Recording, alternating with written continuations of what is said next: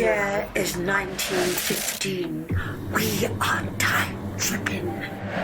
Battle of Gallipoli. You must do a podcast. It is the only way. We're catching up with World War I, which of course has quickly got into a real trench warfare stalemate in Europe, and we're going to zoom in to 1915, where the Allies attempt, with disastrous results, spoiler alert, to knock the Ottoman Empire out of the war by smashing up the back of Gallipoli. Dardanelles. It's the Dardanelles campaign. What could go wrong? Well, pretty much everything, as we will soon find out. At least for the Allies, everything goes wrong. Everything? For Turkey, the Ottoman Empire, it goes quite well, actually. Well, the first time in a long time. Hang on. Everything? Not everything went wrong. As usual, they did a very good running away at the end, involving mad theatrical tricks. And they did that very well, as we'll come to. I take your point about the Ottomans, we'll come to that as well, but they did lose a lot of men.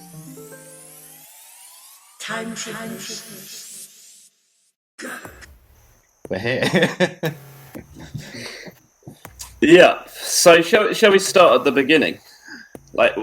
Because I think a few people have a concept of Gallipoli as particularly like the Australians and New Zealanders, the Anzacs, bravely charging up the cliffs and fighting in trench warfare. But it didn't start off like that. As you mentioned, it was a grand plan of, I believe, Churchill, who was in charge of the Navy at this time, to send ships up the Dardanelles, this narrow stretch of water that separates the two sides of modern-day Turkey, with the intention of sort of bombarding or threatening to bombard Istanbul and blow it to smithereens. And they assumed that this would sort of break the stalemate on the Western Front. Yeah, and they're obviously also, the Allies are kind of cut off, most of them, from their ally Russia, who sits on the other side of the Central Powers.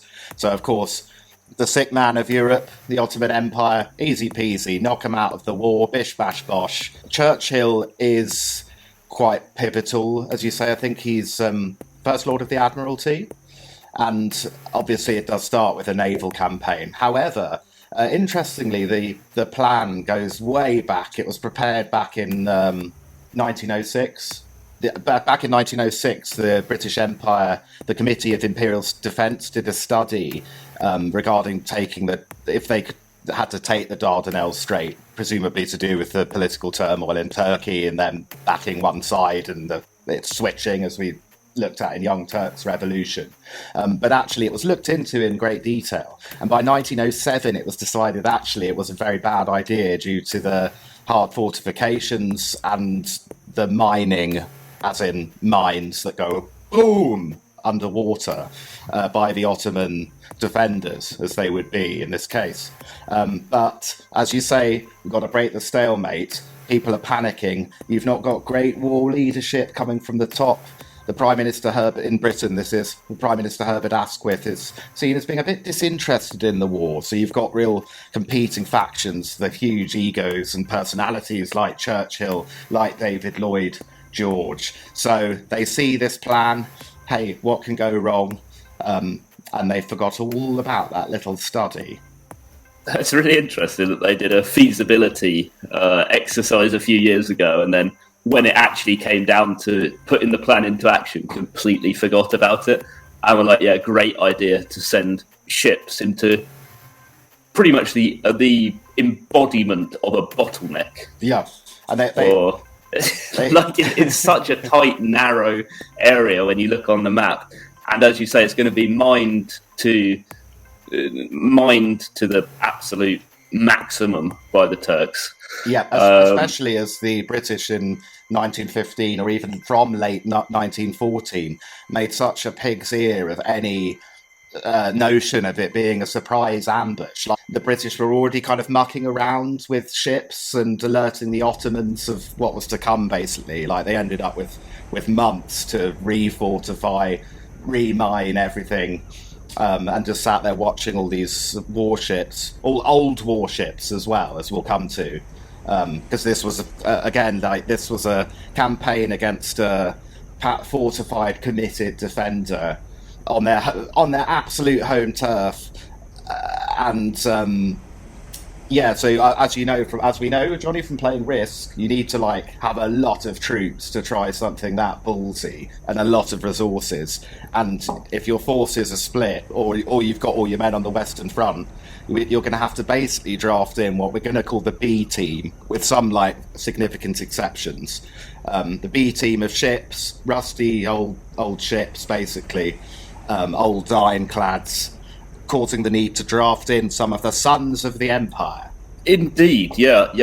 I think the plan actually probably wasn't terribly conceived. I can see why they would think they can just blow through the Dardanelles, knock Turkey out the war, or rather knock the Ottoman Empire out of the war, and then expose the soft underbelly and sort of go up through the Balkans, supply Russia to put more pressure on the Eastern Front. In theory, very good plan. In practice, terribly executed. As you said, the Ottomans knew about this months before it happened, because the ships were amassing in Egypt, and there were people holding banners on the side of the docks, reading "Good luck in Gallipoli" as the ships sailed away. So obviously the Ottoman Empire had spies everywhere, and it was completely telegraphed. They knew exactly what was happening. When the ships did turn up, absolute disaster again. They just thought, we'll just plough full steam ahead into this narrow strait,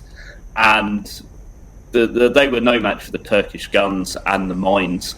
And I think there were 5 or 6 British ships damaged and a couple of French ships in the first few hours of them trying to breach these defences, and they immediately turned back. I do like the names of the British ships that were sunk, because they are quite emblematic. The HMS Irresistible, sunk by mines.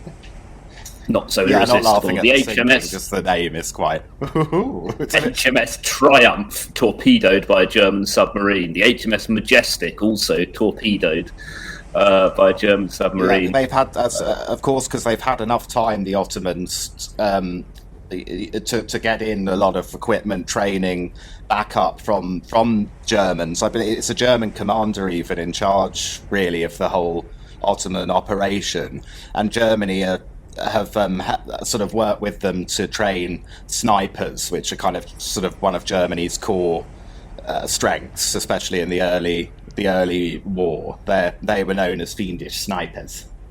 Yeah, the Germans were no fools either. They realised that they had this backdoor, so to speak, into Germany through the Ottoman Empire. So obviously they're going to spend some time and resources and effort making sure the Ottomans are prepared for exactly what happens. Another issue is that the Ottomans even were really good at refreshing the mines much quicker than the Allies could clear them.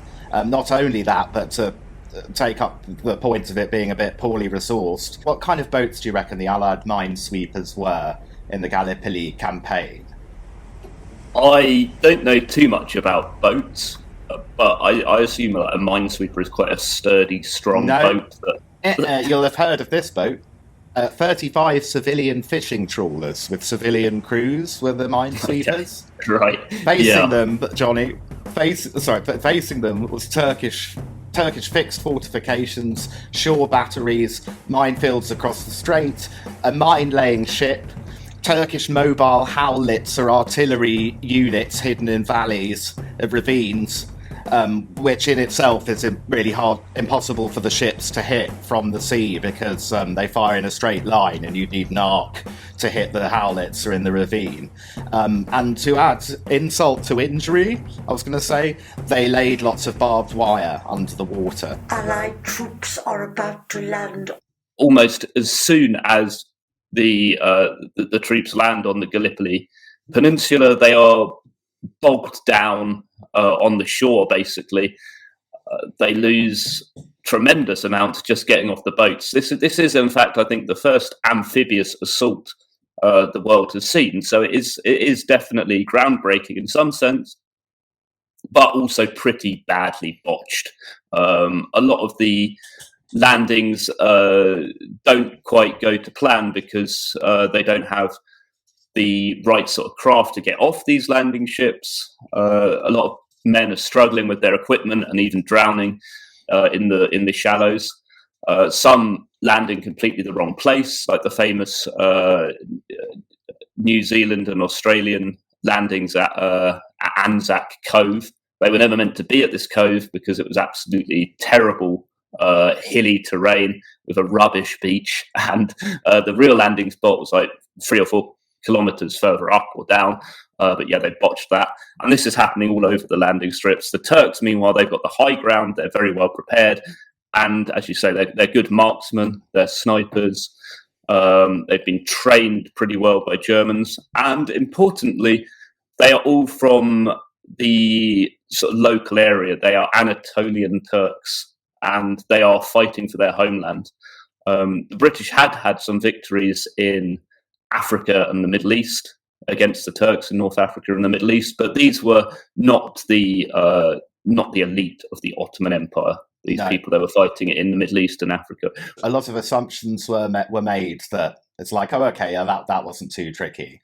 To kind of really reinforce that lack of understanding are these two maps I'm going to bring up now. On one side, we've got the English, or rather an Allied map given out to these sort of slightly befuddled conscripts at Gallipoli. And as you can see, it looks a bit like, like with something that you're not yours specifically, but one's child might bring home and you'd stick it up on the fridge. Whereas the Ottoman, the Central Power, the Ottoman map here, which is actually really beautiful, is so detailed, obviously. So immediately you're like, oh dear, that's not so good. I was also going to say as well, you're talking about the botched landing at Anzac Cove. The communication technology is so bad that, there's no Nokia 3310s that you can just as a general text your troops. Historians say this is really key to a lot of the early problems. It's the watches being set differently, slightly differently, cause enormous problems, for example. Yeah, they're definitely locked in by this point. They're fully committed to the plan of action.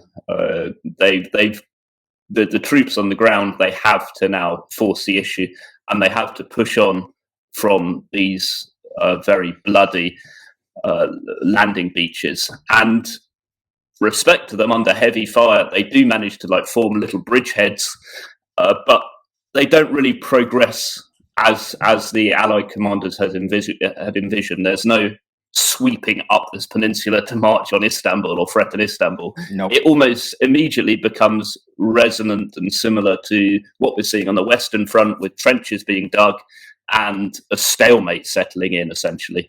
The troops quickly getting used to trench life, and no real progress being made on either side. But of course, every now and then, the commanders, particularly the Allied commanders, decide that it's time for an assault, a frontal assault, and will send tens of thousands of men to their doom.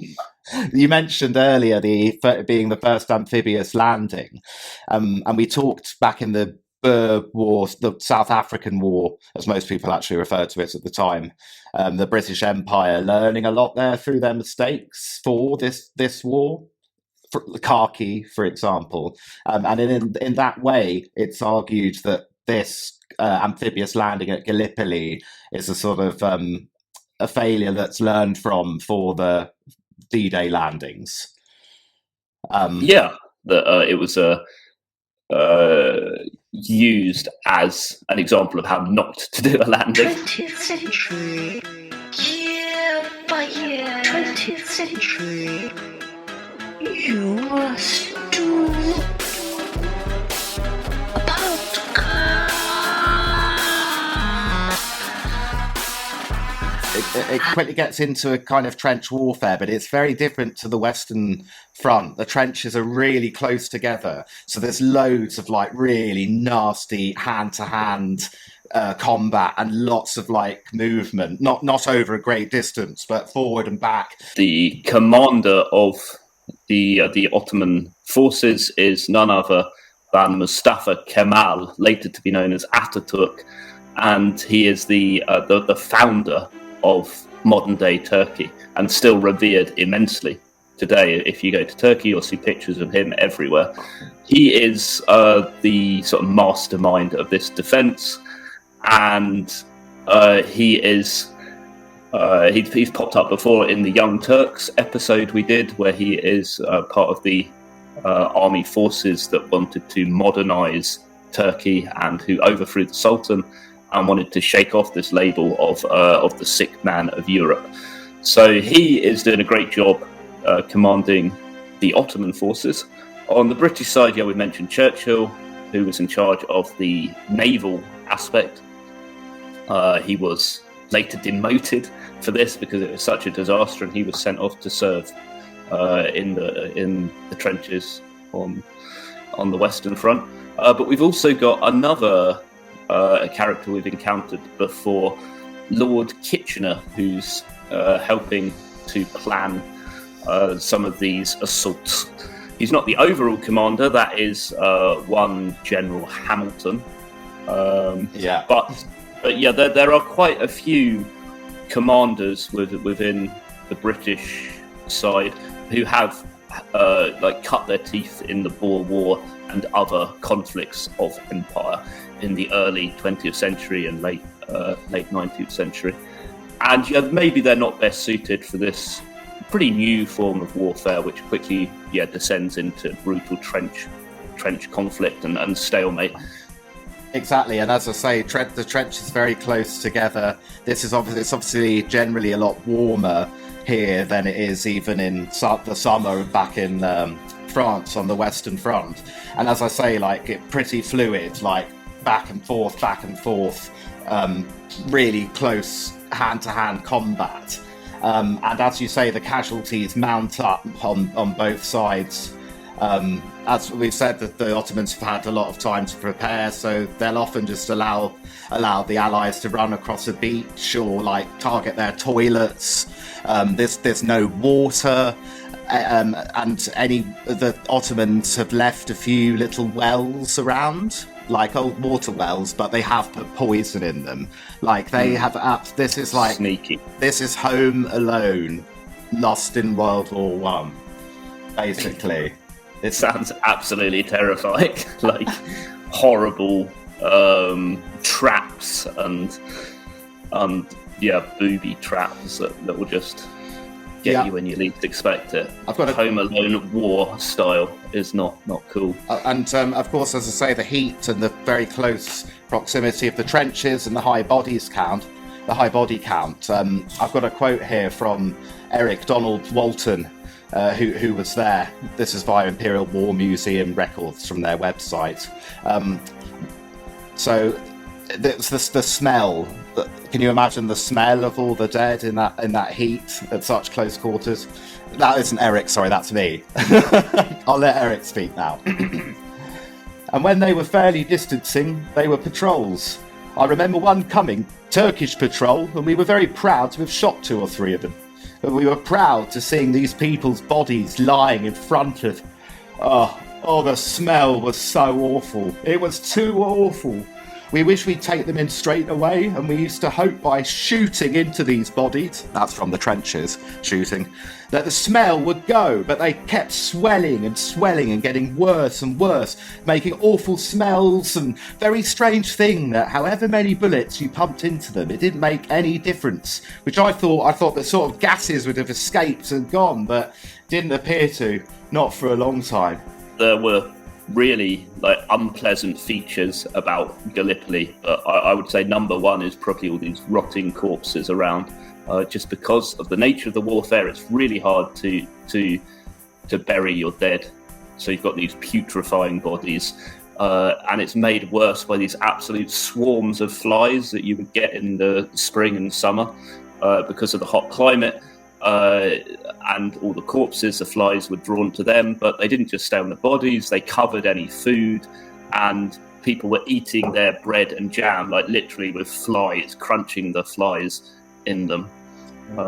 It sounds really, really nasty conditions. And then, of course, you've got the lack of water and the extreme weather, like the heat, particularly in the summer, but also it does get pretty cold as it goes into winter.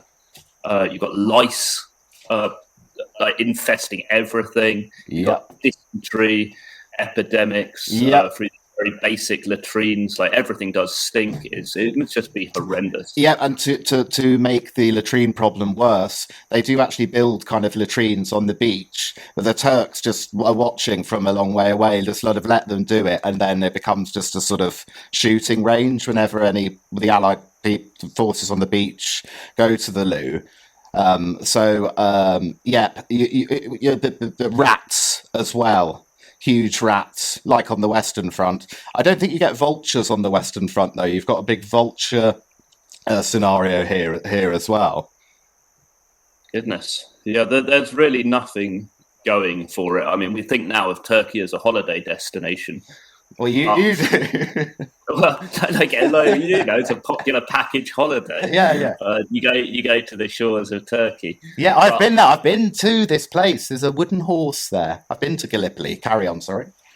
But yeah, the sort of weather that makes it attractive for lying on the beach and slapping on sunscreen and having a nice little paddle in these lovely blue seas makes it just horrendous to actually have to do physical exertion while under fire and while your friends are getting blown to pieces when going to the toilet. It's just really not a nice place to fight at all. Not that the Western Front at this time was probably any better at all. At least with the Western Front, you've usually got like supply lines and kind of comms trenches going back miles. Here, they were literally dropped off, everything buggered up. Like they were just left there for ages with no plan except just carry on. That is a good point. Actually, I've not considered that. There is really no retreat here, because if you retreat, you're back in the sea, and there is no option for like some respite. Like you would get taken out of the front line. Yeah, that's on the Western Front. You get to go to like some little French village and have some R&R for a while. But in Gallipoli, there's none of that. You're there for months on end, and you look over your shoulder, you see the sea, you look up, you see these towering hills and like impenetrable forest groves with the trenches of the Turks who are always like shooting down on you. It must have been very, very demoralizing. Yeah. And then occasionally you're sent over the top, and the chances of surviving these frontal assaults were really, really slim. And then you look down at your map to get your bearings and see in front of you a sort of what you give your children to keep them quiet in a family pub setting, crayon drawing. Talking about snipers, there's this fantastic podcast by a guy called made by a guy called Paul Churchills, Fighting World War I, World War II history podcast, and he reads out these memoirs of Sergeant Fred Renard, who was at Gallipoli, and I think like he's the first person outside of their family to see them, and there's some really good stories in that. For example, because the trenches were so close together, as I say, it was close quarters and brutal, and there was a lot of espionage.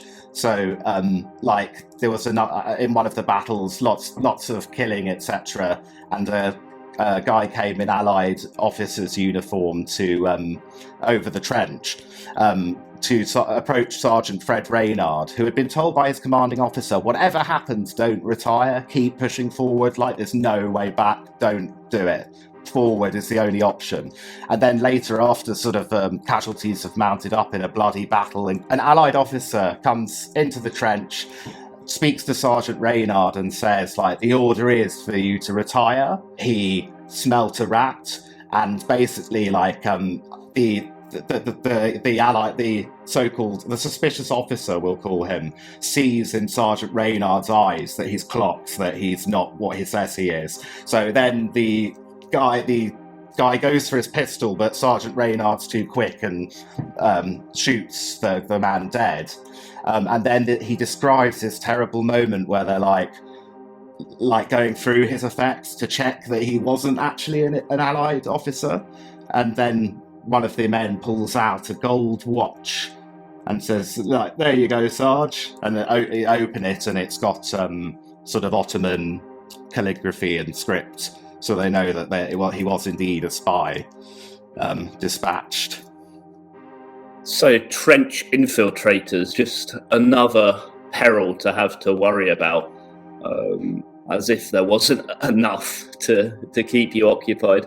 But there were some periods of respite. Like, it wasn't all just constant fire. A lot of the issues that people have is just a pure boredom of trench warfare. Like, there's nothing to do but try to get some shelter from the punishing sun. Try to get some water. That was high up a lot of the troops' agendas. Shade, sea bathing, water. Sea bathing was the only R&R, and of course, terribly dangerous. Yeah. There's a risk, isn't there, that if there are too many of you bathing, you're a nice juicy target for an incoming shell or a sniper. It was just really, really not a fun place to be, Gallipoli in 1915. And the landings, they happened, I think, around May, and they just dragged on and on. The spring turned into summer. The summer turned into autumn. And by November, the troops are just so fed up of this. They've seen a lot of casualties by this point. Australian forces saw at least 26,000 wounded, around 8,700 killed. New Zealand forces, 5,000 wounded, 2,700 killed. British and Irish troops had over 100,000 casualties, with tens of thousands killed. Same with the French, very high amount of casualties, around 10,000 killed. But the Turks had it just as bad, or I should say the Ottoman Empire, because they're not just Turks, they're from all over the Ottoman Empire. But yeah, they had anywhere up from 200,000 to 250,000 killed. 250,000 casualties, possibly up to 70,000 killed. So we got this narrative, as you mentioned earlier, like with the Anzacs, the Australians and the New Zealanders, it sort of formed them in a sort of a national trauma of what they'd gone through on Gallipoli, and it was a sense of loss very much, but also a sort of a bonding exercise and a national bonding exercise, that you've gone through this hardship and come out with sort of some sort of pride and reputation because you have fought so hard. But you've got this even more so with the Ottomans, because they are fighting for their homeland and they're winning this battle. They're defending it, and they're not letting the side down, so to speak. They're no longer seen as the sick man of Europe. They're no longer seen as a pushover, but they're really standing up for themselves and giving as good as they get. And this was repeated like time after time through the coming years, when Turkey was forming itself as a modern nation, how well the troops had behaved in Gallipoli, and how they'd fought so bravely, and how they were like the paragon of what it was to be a Turk at this time, to be bravely defending your country from the outside aggressor. Absolutely.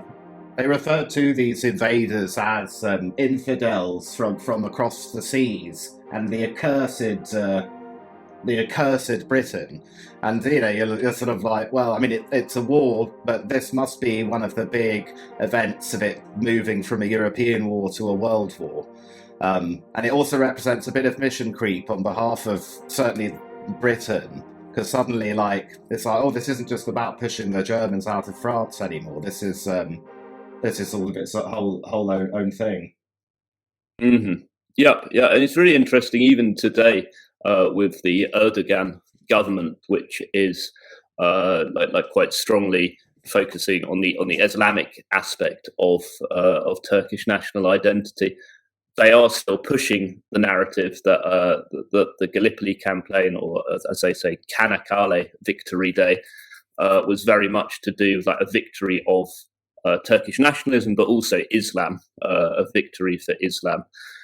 And there was one amusing part which the Turkish government tried to hush up when there was a study by some Australian academic who showed that there was like crates of beer, and the government was just stringently denying this, saying, no, our soldiers don't drink beer. They drink only tea. It's un-Islam to drink beer. It must be from the British side, or it must be from like the German advisors. But they pointed out that it's a special type of beer that was brewed in Constantinople, and that the Turkish conscripts were just as keen to have a nice crisp cold one to help them through the trauma of it, as much as the next person would have been. But it's very interesting the way that they're spinning the narrative even today, that it was a victory of Islam and the soldiers were very pure and virtuous. History repeats itself. History repeats itself. History repeats itself.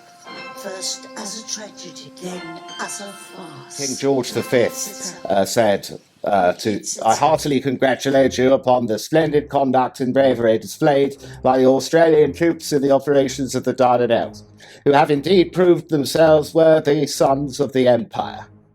The song that goes back, of course, to the Boer War. Sons of the Empire marching off to war, on a distant shore. We're going to fight and conquer as we've done before, for the love of our country and king, originally queen.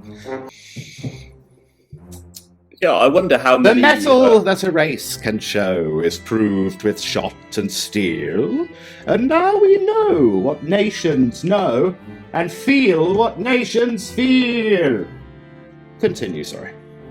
I was just going to say, I wonder how many of the Empire's subjects, the Australians and New Zealanders and the Gurkhas and the Indians who were fighting there, and not just in Gallipoli, but wider throughout the war, were really questioning what they were doing. Like, why are we fighting this war for empire? Like, what does it mean? I'm sure there was some of that going on. Not publicly, I wouldn't have thought. Not publicly, no, but I think the question would have been raised, like, why are we so far away from home, shedding our blood for this vague concept of empire? But then again, it was very different back then. Like, the empire was everything, and perhaps the First World War was what made a lot of people question notions of empire, because not really though. Like, not really. I mean, in the UK, arguably, it's still. That's true. I guess we don't see decolonisation until after the Second World War. So yeah, it must have an impact. A taste of things to come, but I'm sure it doesn't do much good in the long run. Like, all of this blood being shed for what, really? But that pretty much sums up the First World War. Shall we talk a little bit now? We've talked about. We'll do another time. We'll do the big debate about, was it lions led by donkeys dying in the mud, or let's do that one for next episode. Something like. Well, let's quickly catch up with a little quote I've got here from General Sir Ian Hamilton. Again, not seen as a very capable commander by the end of this sort of bloodbath. Are the high gods bringing our new Iliad to grief? At whose door will history leave the blame for the helpless, hopeless fix we are left in? Jonny, can you answer that? Sergeant Renard, back to Sergeant Renard again. His memoirs, you can listen to them in full. They're really gripping. Paul Cheel, Spotify, that pod. But catching up with Sergeant Renard, his mate, Dink, he's only met, like, they're all mates already, and they've only met, obviously, turning up here, but they're looking out for each other. And but Private Dink, like so many in the war, and especially on the Allied side, lifts his head above the parapet, basically, and is shot in the head by a sniper. And as I say, these guys weren't highly motivated to like really go for the Ottomans in the way that they sort of were to go for the Germans. But he says like this was the moment where he just wanted to like kill that sniper, and it just became a bit of a cycle. And he actually managed to shoot the sniper. They were in a tree really far away. And again, worth checking out that podcast for the whole story. But he managed to shoot this crack sniper out of the tree, and then went forward he went to get the body or to search it or whatever, and found that the sniper had all the kind of tags or written down the men that he'd killed. And then he looked a little closer, the sergeant, at this corpse in front of him, and sort of was like, that's not a he. And it was a woman who'd been this cracked elite female sniper in a tree, like camouflaged to the max, like green paint and so on. And he first felt a little like, oh no, I've killed a woman. Like, that's not what I came here to do. And then he saw that Dink, his mate's number, was there. And he just like shut the corpse down in disgust and went off. Wow, interesting. I had no idea that women were serving in the Ottoman forces. I wonder if that was a sort of rarity or whether more common than we are led to believe. Was it not part of this? Like, wasn't that part of all the Young Turk stuff? Was a bit of multi-gender? I bet it goes back to that, because it wouldn't be German. Must have been a Turkish woman. Yeah. Mm-hmm. Interesting, very interesting. I know that there was another real. I know that there was another sniper on the Turkish side called Abdul the Terrible, and he was responsible for gunning down dozens of Allied officers. And there's a film about him, a Turkish film called Gallipoli, End of the Road, that follows him. And he's actually shot dead by a Chinese-Australian sharpshooter called Billy Singh. I'll tell you what, let's pick up our morale a little bit. Oh, the Colonel's coming. I should like to provide the entertainment here while we're at Gallipoli, just to keep your spirits up, lads. Now, you all know this one, so I'd like everyone to join in, please, if you can. Go, Mademoiselle from Armentières, parlez-vous.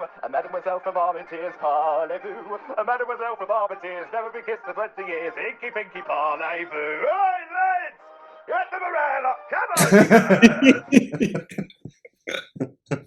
So it's definitely time to go. It was actually time to go probably a while back. But they've got to get their army out. Gradually, what's left of their army, the Allies have to get what's left of their army out of there as quietly as possible, so they're not literally all shot in the back by a whirling howitzer, artillery shell, etc.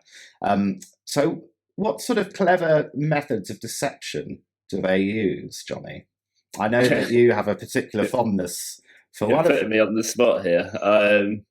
I guess they don't use drip something to fly out like Lord of the Rings. No, you know, Jonny, your favourite drip. Yeah. I've got you here. I know one particular device which really helped the retreat, because, as you say, it's going to be a logistical nightmare to get hundreds of thousands of men out of the trenches into the boats. How do they do this? One was an Australian invention called a drip, or a pop-off rifle, which is basically a self-firing rifle which would fire around every few minutes to deceive the Turks into thinking that there was sort of men in the trenches. So they would hear like the constant rattle of gunfire. So how were these guns made? It was basically done by sort of a weight, which when it was released, it pulled the trigger. So they rigged up two kerosene tins, one above the other. The top one was full of water, and the idea was a sort of candle would burn through a string, and it would drop down and pull the trigger. So yeah, very Wallace and Gromit, very DIY, budget style device, but it did its job because it kept the Turks' heads down in their trenches, all the while enabling the men to like secretly shuffle away and get to the boats. And for all of the terrible conditions and complications in the plans leading up to this evacuation, the evacuation was really done very well. And the Turks perhaps could have decimated this army, but they never had the chance, just simply because the withdrawal was so well planned and executed. Especially compared to the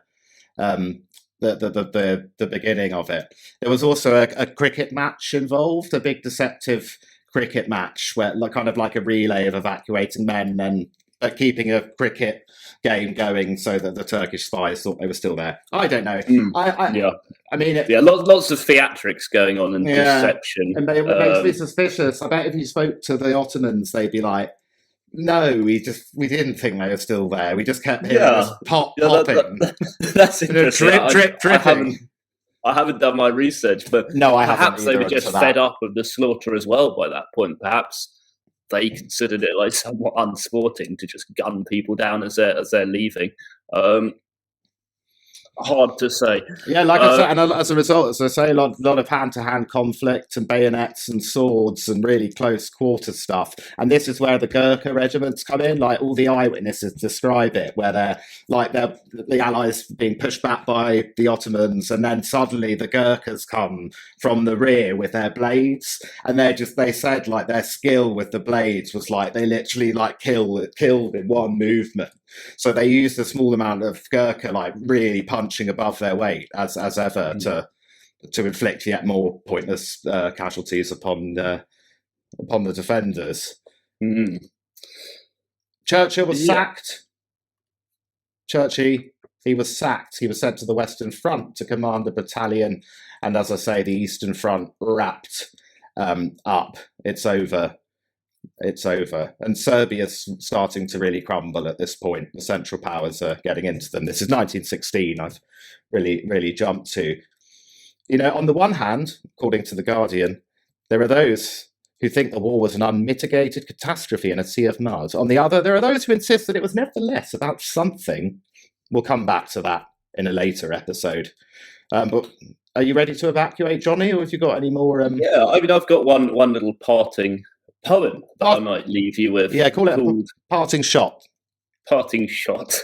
Yeah, they're called "The Last to Leave" by Sergeant Leon Gellert. I mean, one of the interesting things about the First World War is that we do have this recording of emotions, particularly through the medium of poetry, but also through art, and later like diaries and journals and even novels. The everyman soldier recording what they've been through. And I find the poems of the First World War very moving. This one called "The Last to Leave" from Sergeant Leon Gellert, 10th Battalion Australian Imperial Force.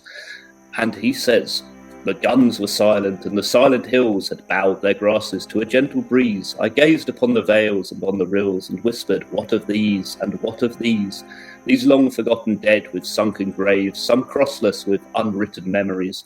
Their only mourners are the moaning waves, their only minstrels are the singing trees, and thus I mused and sorrowed wistfully.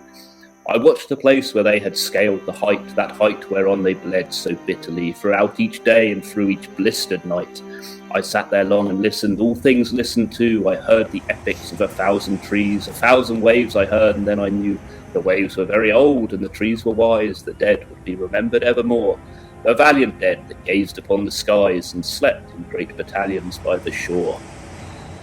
And this poem just tells you about sort of the sorrow of leaving your friends behind on some distant land. But coming back to Ataturk, I really like his attitude to all. Attitude indeed. I like Ataturk's attitude to all of the carnage and bloodshed they've seen. He is pretty much victorious as a general, but he has a great respect for the enemy, and this is something that we see from a lot of veterans. They have a lot of respect for the people they were fighting against. And Ataturk says in the aftermath of Gallipoli campaign, "The mothers who sent their sons from faraway land, rest your tears. Your children are in our bosom. They are in peace and will sleep comfortably in peace. After they lost their lives in this land, they are now our sons." And there's real credit given to the way that the Turkish have looked after the graves of all of the fallen on the Gallipoli shores, and all of the veterans, when they go to visit it, they say how respectfully it's been done, and how it is a sort of poignant reminder of like the futility of war, but also of like just the respect that after the guns have stopped firing, that people can show each other in the way that they commemorate the dead. Absolutely. What item did you bring back from Gallipoli 1915? What item did I bring back? I've got an interesting one, again, coming into this idea of the everyman, the man in the trench, whiling away his time. Some might be making sketches or writing poems, but there's some really interesting pieces of what is termed trench art that comes out of Gallipoli, and they are like little pieces of stone that have been carved into various shapes. And the one that I've got is like a little Bible, stone Bible, and a pair of stone shoes, and one which says Souvla Bay 1915, like a little stone book.